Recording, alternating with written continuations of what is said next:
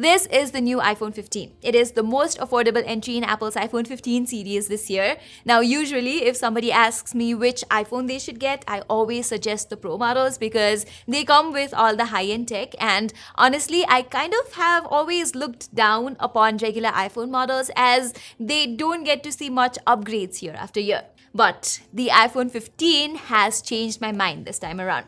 Not only does it come with some of the Pro features this year, but I think Apple has really brought out a balanced flagship that is comparatively easier on your wallet.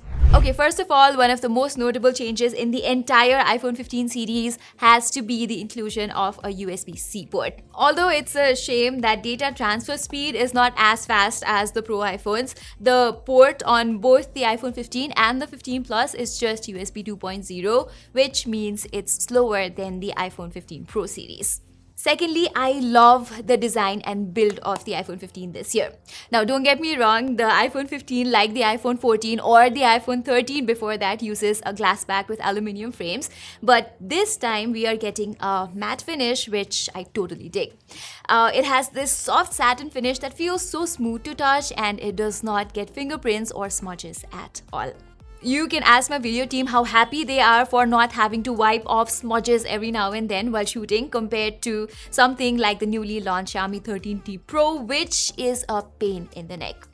Okay, now moving on, I am a small person with tiny hands, and something like the iPhone 14 Pro Max or the iPhone 15 Pro Max has always been heavy and bulky for me. But the compact size of the iPhone 15 is just so very handy for me. And trust me, this phone has the best weight distribution. It is also lightweight, all thanks to the aluminum frames, but at the same time, this thing also has a good enough heft, which makes it feel very premium. These subtle curved edges are also the icing on the cake, and the iPhone 15 definitely is one of the most comfortable phones that I've held this year, along with a few Motorola devices. Also, I love the choice of colors for the iPhone 15. Apple has actually some really cute color options for the iPhone 15. But at the same time, I think they look a little bit washed out for my taste. Nonetheless, the pink one that I bought, I think, was the prettiest of the bunch. The display is also something that has seen an upgrade this year. This is a much brighter screen than its predecessor with a peak brightness of 2000 nits. Hence, even in bright sunny days, visibility on the iPhone 15 is not a problem at all.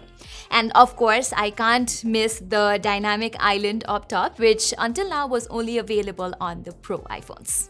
Now, I know some people think that the dynamic island is a huge gimmick, but I find it really interesting and useful. I feel like it is one of those quality of life features that makes your experiences better. But of course, the 60Hz screen on the iPhone 15 is the biggest letdown, at least for me. I am used to using 120Hz screen, and switching to a 60Hz screen on this phone felt a little slower for me. I have been comparing this phone side by side with the vanilla S23, and every time I switch to the iPhone 15, I get reminded of the slower refresh rate here. Now, if you are someone who's upgrading from an older iPhone 11 or the iPhone X or any 60Hz display phone for that matter, you might not feel that way, but it's definitely noticeable to me. Okay, looking past the 60Hz refresh rate, I love how loud the stereo speakers on the iPhone 15 are. For context, pitting it side by side with the Galaxy S23, the iPhone 15 speakers are louder and they sound richer as well. I did feel like the midtones sometimes overpower the highs, but that was only while I was listening to a couple of pop songs. Other than that, the speakers here are great. And so are the haptics. I have never missed a call here, whether I'm riding with the phone in my pocket, whether it's in my backpack, never. The vibration is not as strong while typing, and I much prefer the feedback on the Galaxy S23, but that is something I can overlook, honestly.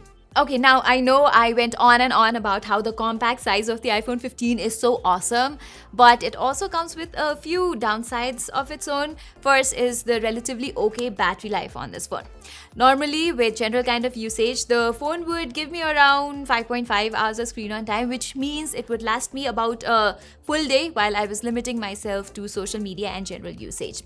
Putting some gaming and shooting videos into the mix, I've mostly had to charge the phone at around 6 in the evening.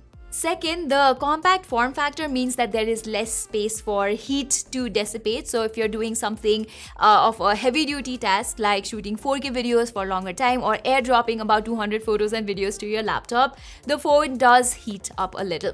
Not in an overbearing way, but it does experience a rise in temperatures. But the good thing is that because of the aluminum frames, the phone cools down faster as well. Surprisingly, gaming on the iPhone 15 did not make it heat up as much.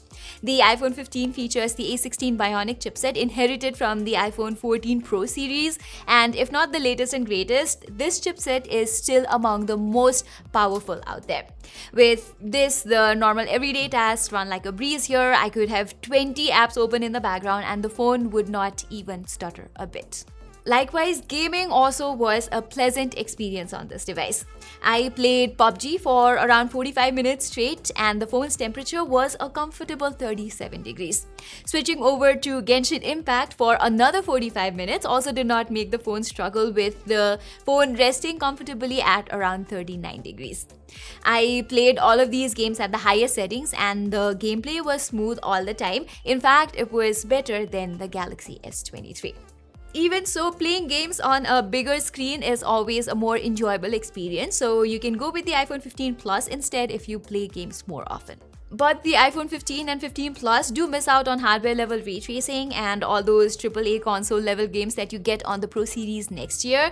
But there will still be a few games at launch, so you are not missing a whole lot yet. Likewise, software updates and everything is never a problem with iPhones, and even if you choose to use this phone for the next 5 to 6 years, it is going to receive timely updates and run just fine.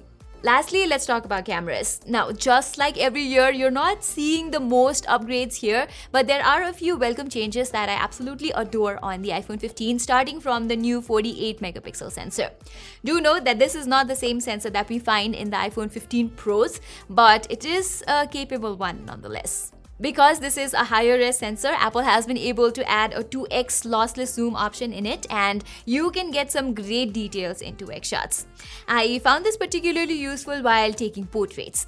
Before, the iPhone 14 was only limited to shooting 1x portraits and the subjects would look distorted, but now you can shoot 2x portraits without a loss in quality and better subject focus and depth in the background. Likewise, the normal shots from the iPhone 15 are nice and detailed too, with very pleasing contrast levels. In fact, as you can see, the iPhone 15 is able to maintain better contrast levels than the Galaxy S23. Then again, the iPhone 15 sometimes makes the pictures unnecessarily warm, which does not look very good. Here in this image, the Galaxy S23 has definitely balanced the color tone much better. You get pixel bin 24 megapixel images by default, and the detail levels here are amazing, even better than the Galaxy S23.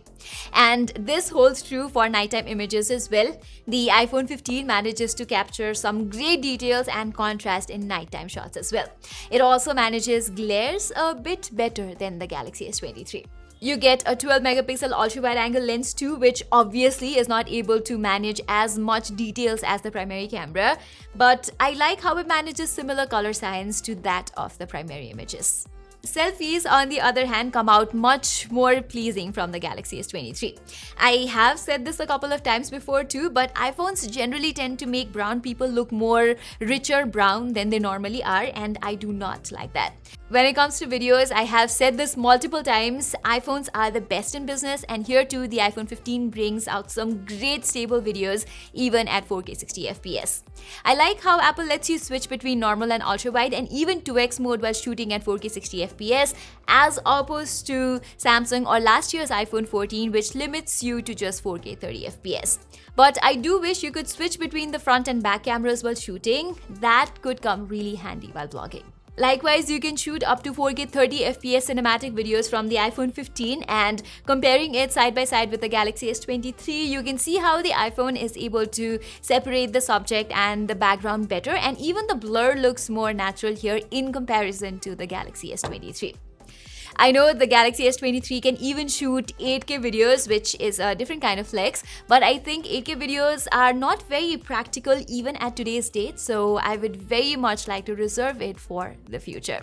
And sadly, you also don't get features such as ProRes and Apple RAW here, but even though I have the iPhone 15 Pro Max as my daily driver, I have never ever used it, so I am actually fine with it. Okay, so is the iPhone 15 worth it, and is it the best compact phone in the market right now? My answer to that is a yes. It is not as expensive as the Pro iPhones, but delivers a great experience.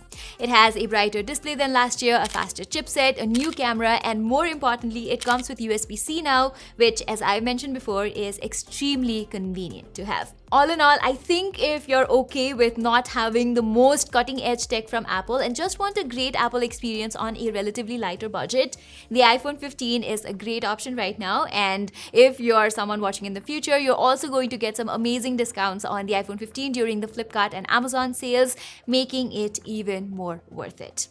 So everybody, that was all for my full review of the iPhone 15. I will be coming up with a couple of comparison videos of the iPhone 15 with the S23, with the iPhone 14 and even the iPhone 13. So don't forget to subscribe to our channel and hit that bell icon. Till then, I'm Pratima and thank you so much for watching.